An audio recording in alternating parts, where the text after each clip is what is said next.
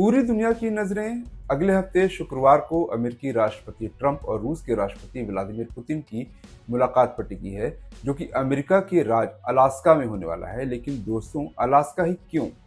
आखिर क्यों Putin Alaska में ही मुलाकात के लिए राजी हुए? क्यों नहीं वो किसी और देश गए? इसके पीछे क्या पहले से कोई सोची समझी रणनीति है? और अलास्का की एक बेहद रोचक बात यह है कि ये कभी रूस का ही हिस्सा था, तो अब अमेरिका में कैसे आ गया? मजे की बात यह है कि रूस ने ही खुद अपने हाथों से अलास्का को अमेरिका को सौंपा था, वो भी बिना किसी जंग या फसाद के। इस पूरी कहानी को भी समझेंगे आज के हमारे इस वीडियो में।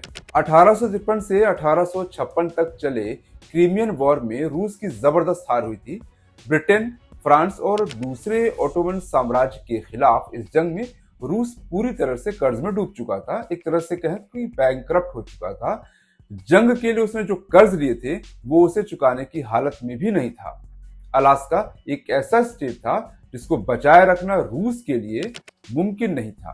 इंग्लैंड कभी भी अलास्का पर कब्जा कर सकता था और रूस इसके एवज में कुछ नहीं पाता।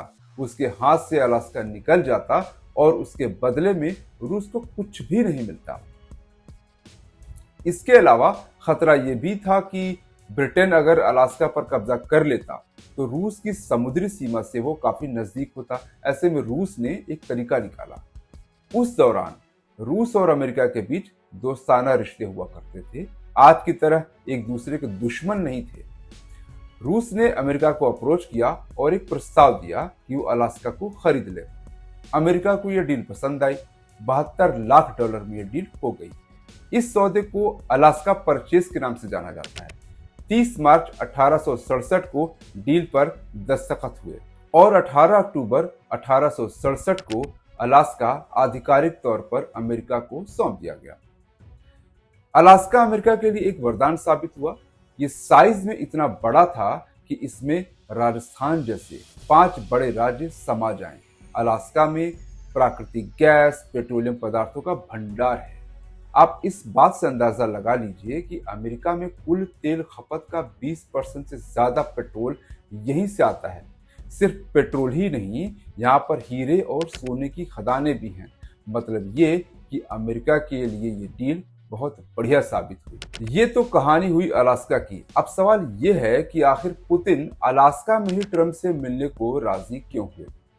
तो इसके पीछे मोटा माटी 2 कारण हैं। पहला कानूनी है और दूसरा भौगोलिक है। इंटरनेशनल क्रिमिनल कोर्ट यानी आईसीसी ने यूक्रेन में युद्ध अपराधों के लिए पुतिन के खिलाफ गिरफ्तारी का वारंट जारी किया हुआ है।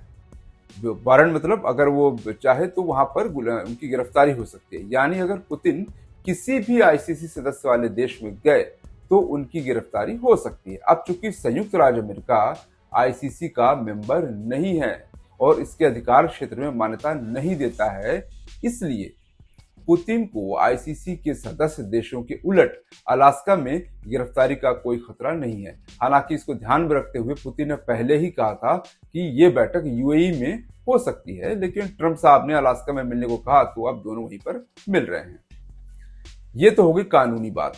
अब भौगोलिक एंगल यह है कि रूस का मिलिट्री बेस अलास्का से महज 88 किलोमीटर की दूरी पर है। मतलब पुतिन की सुरक्षा की गारंटी मिलती है। रूस की सेनाएं इस मुलाकात पर अपनी पैनी नजर रख सकती हैं। सुरक्षा के साए में खुलकर बात हो सकती है।